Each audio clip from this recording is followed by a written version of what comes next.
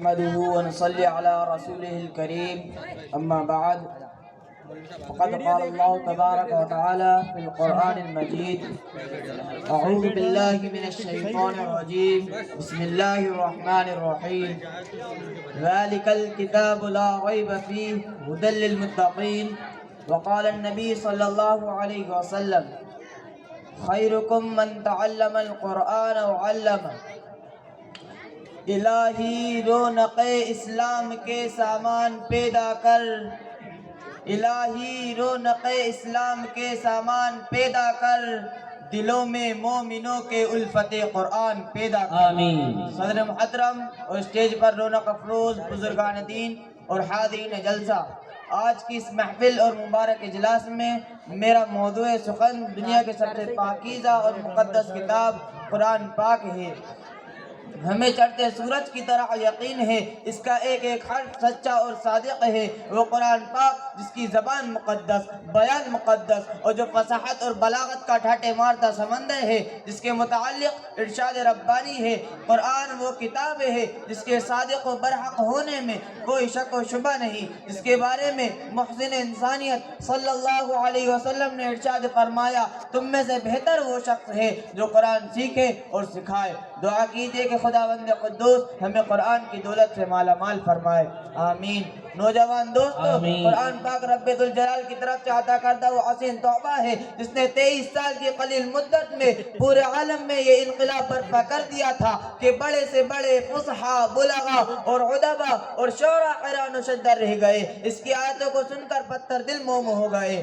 اور دوستو، یہی وہ قرآن ہے جو رہتی دنیا تک انسانوں کے لیے سراپا ہدایت و رحمت ہے۔ یہی وہ قرآن ہے جس نے رسول کی رسالت کو اعزاز بخشا۔ یہی وہ قرآن ہے جس نے پتھر مردہ قلوب کو تازگی بخشی۔ ہاں ہاں، یہ وہی قرآن ہے جس کی برکت سے جنات و شیاطین کا آسمانوں پر جانا بند ہوا۔ یہی وہ قرآن ہے جس کی برکت سے عزت و رفعت کے شامیانے گڑ گئے۔ یہی وہ قرآن ہے جس کی بدولت محبوب حقیقی کی رضا نصیب ہوتی ہے۔ یہی وہ قرآن ہے جو سچائی اور امانت داری کا درس دیتا ہے۔ یہی وہ قرآن ہے جس کی بدولت عمر فاروق کو ایمان نصیب ہوا۔ یہی وہ قرآن ہے جس کی حفاظت کا وعدہ خود خالق کائنات نے لیا ہے۔ یہی وہ قرآن ہے جس نے ذہنی قوتوں کو جلا بخشا۔ یہی وہ قرآن ہے جس کی برکت سے اجڑے چمن میں بہار پیدا ہوئی۔ محترم حضرات، آج کے اس نازک دور میں حفظ قرآن پاک کو فضول سمجھا جاتا ہے، اس کے رٹنے کو حماقت بتلایا جاتا ہے۔ کہا جاتا ہے کہ اس کا رٹنا اور بے سمجھ پڑھنا بے سود ہے۔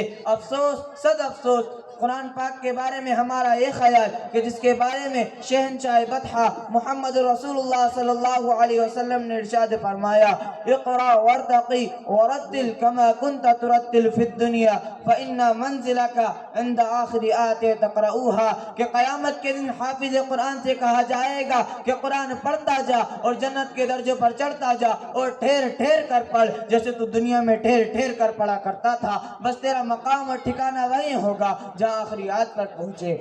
کسی شاعر نے کیا خوب کہا ہے، اسلام کی عظمت کا نشان ہے قرآن، اسلام کی عظمت کا نشان ہے قرآن، عرفان کی ایک جوئے روا ہے قرآن، وہ آیا ہے جو توڑ کے باطل کے طلسم، وہ آیا ہے جو توڑ کے باطل کے طلسم، توحید کی ایک روح روا ہے قرآن۔ مگر افسوس، صد افسوس، ہم نے اس کے دامن مقدس کو ترک کر دیا، ہم نے اس کی پاکیزہ تعلیمات کو بھلا دیا۔ نتیجہ یہ ہوا کہ وہ مسلم قوم جس کے سر پر عزت و رفعت کا تاج تھا، ذلت و رسوائی کی غار میں جا گری۔ وہ مسلم قوم جس کا کامیابی پڑھ کر استقبال کرتی تھی، ناکامیابی اس کا مقدر بن گئی۔ وہ مسلم قوم جس کی ایک آواز پر افریقہ کے جنگل میں رہنے والے خوکار درندوں نے میدان خالی کر دیا تھا، آج ایک چیٹی بھی اس کا حکم ماننے کو تیار نہیں۔ وہ مسلم قوم جس کے اوپر تاریخ نازا تھی، آج ماتم کنا ہے۔ وہ مسلم قوم جس کی ماضی روشن اور تابناک تھی،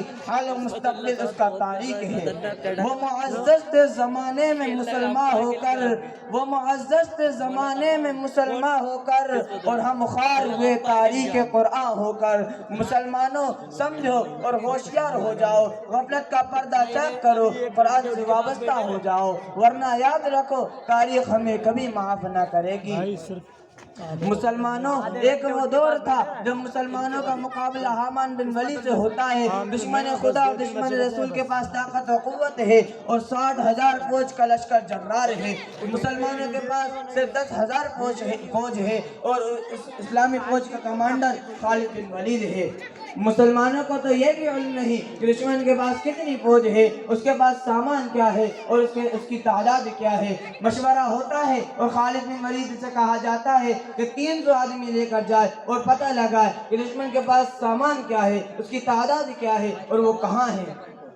صحابی رسول صلی اللہ علیہ وسلم کی ایمانی قوت دیکھیے, فرماتے ہیں میرے ساتھ صرف 300 آدمی کیوں, صرف 30 آدمی کافی ہے. صحابہ عرض کرتے ہیں آپ کی قوت ایمانی آپ کو مبارک ہو, لیکن یہ دنیا دار الاسباب ہے, یہاں 30 آدمی سے کچھ نہیں ہوتا, کم از کم 60 آدمی لے کر جائے. چنانچہ 30 آدمیوں کا اضافہ کر دیا گیا اور اسلامی فوج کا مختصر قافلہ آگے بڑھا تو کچھ ہی میل فاصلے پر معلوم ہوتا ہے کہ دشمن وہاں ہے, اس کی تعداد 60,000 ہے.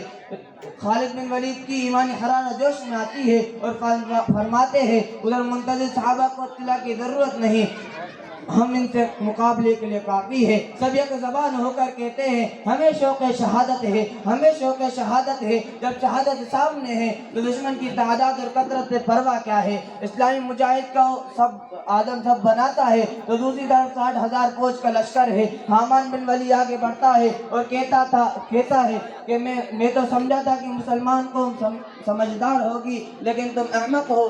60,000 سے لڑنے 60 آدمی لے کر آئے ہو, جاؤ ہم تم پر رحم کھاتے ہیں اور چند 2 بوری کھجور چند اشرفیہ دیتے ہیں. کیوں اپنی جانوں پر ظلم کھا رہے ہو, کیوں اپنی جانوں پر ظلم کر رہے ہو, جاؤ یہاں سے چلے جاؤ.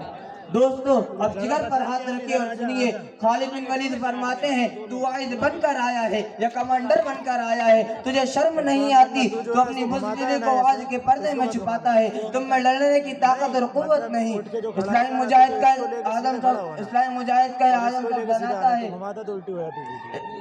اسلامی مجاہد حامان بن ولی اسلامی مجاہد کی للکار کو سن کر جوش میں آتا ہے تو فرماتا ہے کہ پکڑ لو ان 60 آدمیوں کو. چنانچہ 60,000 کا حملہ ہوتا ہے اور صحابہ اکرام ان میں گھس جاتے ہیں. راوی کہتا ہے کہ رسول خدا کے وہ جابائز سپاہی گھستے ہوئے تو نظر آئے, پھر وہ پتہ نہیں کہ کہاں ہیں, سوائے کھچا کھچ کے اور تلواروں کی چمک کے کچھ نظر نہ آتا تھا. صرف 3 گھنٹے میں جنگ کا اعلان ہو جاتا ہے. تاریخ شاہد ہے, زمین و آسمان گواہ ہے کہ 60 نے 60,000 کا منہ پھیر دیا. حضرات میں پوچھنا چاہتا ہوں کہ وہ کون سی طاقت تھی جس نے صحابہ اکرام کے اندر یہ طاقت اور قوت پیدا کی, وہ کون سی چیز تھی جس نے صحابہ اکرام کے اندر یہ جذبہ پیدا کیا. وہ قرآن ہی تھا جس نے 1 کو 1,000 پر بھاری کر دیا. کسی نے کیا خوب کہا ہے کہ وعدہ غلبہ ہے مومن کے لیے قرآن میں, وعدہ غلبہ ہے مومن کے لیے قرآن میں, پھر جو تو غالب نہیں تو کچھ ہے کسر ایمان میں. محترم حضرات, اگر ہم اپنے ماضی کو اور عالم مستقبل کو روشن اور تابناک بنانا چاہتے ہیں تو ہمیں قرآن سے وابستہ ہونا ہوگا, اسے سینے سے لگانا ہوگا اور اس کی پاکیزہ تعلیمات پر عمل کرنا ہوگا. خدا نہ خواستہ آج ہم 2 پیسوں کے لالچ میں اپنے بچوں کو دین سے دور رکھا اور ہماری نظر اخروی نعمتوں کے بجائے دنیاوی ڈگریوں پر رہی, تو یاد رکھیے ہمیں خدا کو بھی جواب دینا ہے. اسی بات پہ میں اپنی تقریر ایک شعر کے ساتھ ختم کرتا ہوں کہ کیوں نہ ہو بلند اسلام دنیا بھر کے دینوں میں, کیوں نہ ہو بلند اسلام دنیا بھر کے دینوں میں, وہاں مذہب کتابوں میں یہاں قرآن سینوں میں. وآخر دعوانا الحمدللہ رب العالمین. السلام علیکم. وعلیکم السلام.